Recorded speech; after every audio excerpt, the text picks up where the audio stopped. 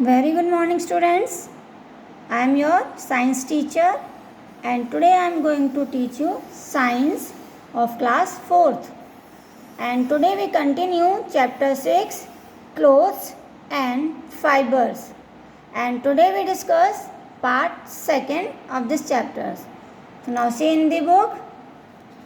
This is your science book, Science of class 4th. Now let's open chapter number 6. See here, this is the chapter number 6, clothes and fiber. बच्चों इस chapter में हम clothes और fibres के बारे में पढ़ेंगे. पार्ट 1 में मैंने आपको कुछ क्लोथ्स के बारे में बताया था. आज हम पार्ट 2 करेंगे और आज हम पार्ट 2 में page number 58. See page number 58 यहाँ से हम स्टार्ट करेंगे.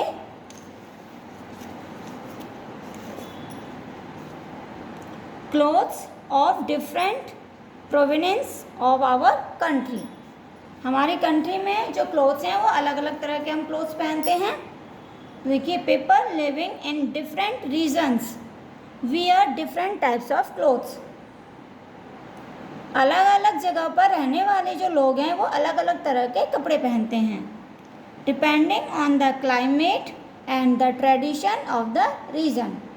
और जो हम क्लोथ्स वियर करते हैं वो हमारे जगह के क्लाइमेट के ऊपर डिपेंड करते हैं और साथ ही वहाँ का tradition. The dress of a person living in Srinagar will be different from that of a person living in Chennai और जोधपुर. जैसे मानिए श्रीनगर में रहने वाले जो पर्सन हैं उनकी ड्रेस बिल्कुल अलग होती है जो लोग चेन्नई या जोधपुर में रहते हैं, क्योंकि चेन्नई जोधपुर में रहने वाले लोगों की ड्रेस अलग होती है और श्रीनगर में रहने वाले लोगों की ड्रेस अलग होती है क्योंकि वहाँ का क्लाइमेट डिफरेंट होता है. इसलिए the kind of clothes people wear depends on the type of weather in the region where they live. बच्चों जो क्लोथ्स हैं वो हमारे जिस जगह पर हम रहते हैं वहाँ के क्लाइमेट के ऊपर डिपेंड करता है कि उस जगह का क्लाइमेट कैसा है. तो क्लाइमेट के अकॉर्डिंग हम क्लोथ्स को वियर करते हैं. अब देखिए यहाँ पे कुछ पिक्चर्स दी हुई हैं. People of different states wear different types of clothes. हमारी कंट्री के अलग अलग स्टेट्स में रहने वाले लोग अलग अलग तरह की ड्रेस पहनते हैं. देखिए जैसे ये अलग अलग सभी की ड्रेस देखो अलग अलग हैं, तो ये अलग अलग स्टेट की अलग अलग ड्रेस हैं. Now next is materials for clothes. बच्चों अभी तो हमने आपको क्लोथ्स के बारे में बताया, यानी कि हम क्लोथ्स के बारे में पढ़ रहे थे.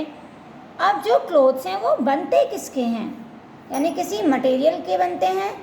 तो जिस मटेरियल से क्लोथ्स बनाए जाते हैं अब हम उन मटेरियल के बारे में डिस्कस करेंगे. तो नाउ लेट्स सी.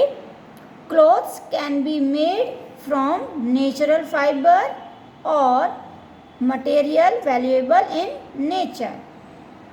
देखिए जो क्लोथ्स हैं वो नेचुरल फाइबर से बनते हैं. नेचुरल फाइबर एक ऐसा मटेरियल होता है जो हमें नेचर से ही मिलता है. और synthetic fibre which is man made, या फिर सिंथेटिक फाइबर से क्लोथ्स बनाए जाते हैं. सिंथेटिक फाइबर कौन से होते हैं, जो फाइबर मैन ने बनाए हैं, यानी कि मैन मेड फाइबर. तो सबसे पहले हम डिस्कस करते हैं नेचुरल फाइबर के बारे में. Natural fibres. Natural fibres are made from parts of plants और एनिमल्स. जो नेचुरल फाइबर है बच्चों वो हमें प्लांट के किसी पार्ट से मिलता है या फिर एनिमल से. We get fibre like cotton, jute and linen from plants. बच्चों हमें ये 3 मटेरियल जैसे कॉटन है, जूट है और लिनन, ये 3 फाइबर्स हमें प्लांट से मिलते हैं. And we get fibre like wool, silk and fur. और ये 3 मटेरियल्स हमें एनिमल्स से मिलते हैं. अब देखिए यहाँ पे ये पिक्चर्स आपको दिखाई दे रही है, this and this is the picture of cotton plant. देखिए ये वाइट कलर की आप क्या है, ये कॉटन मीन्स रुई। तो ये कॉटन हमें कॉटन प्लांट से मिलती है। इसी तरह से देखो ये है, ये रस्सी दिखाई दे रही है, ये है लिनन, ये भी हमें प्लांट से ही मिलता है। Now see cotton. Cotton is got from the cotton plant. Cotton हमें कॉटन प्लांट से मिलता है। The cotton plant bears light and fluffy cotton balls which burst open। देखो कॉटन प्लांट्स में देखो ये आपको बॉल की तरह गोल गोल दिखाई दे रहा है। तो ये बहुत सॉफ्ट होता है, फ्लफी मीन्स बहुत ही सॉफ्ट होता है, फूला फूला। तो ये बॉल के रूप में ये हमें प्लांट से मिलता है।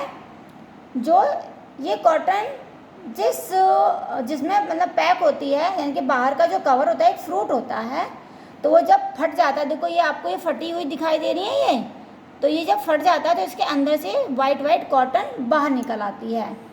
तो ये वाइट बॉल्स की तरह दिखाई देती है हमें। तो ये हमें प्लांट से इस तरह से मिलती है।